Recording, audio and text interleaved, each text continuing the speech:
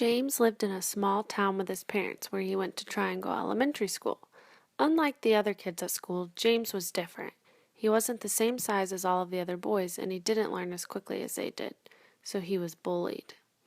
James hated going to school and wished he could just grow up and move far, far away.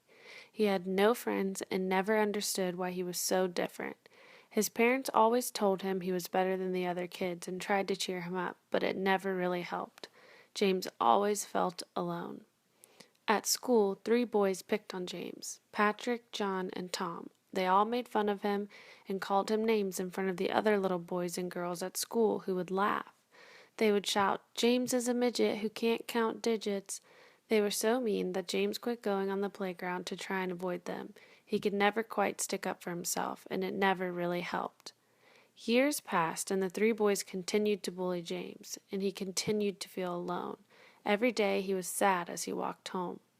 But one day, during recess, James decided to go on the playground where Patrick, John, and Tom all played.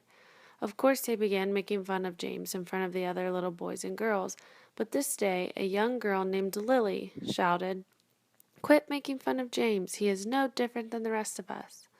James was so shocked and so thankful. He had never quite spoken to Lily before. Lily began to play with James and ask him all kinds of questions.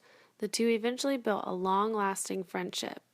From that moment on, James no longer felt alone because he now had Lily, and when the boys would make fun of him, Lily would stick up for him, and sometimes James would shout at them too. She taught James to stick up for himself. James now has a friend and no longer feels alone. Lily and James remained friends throughout the years. She was the best friend James ever had.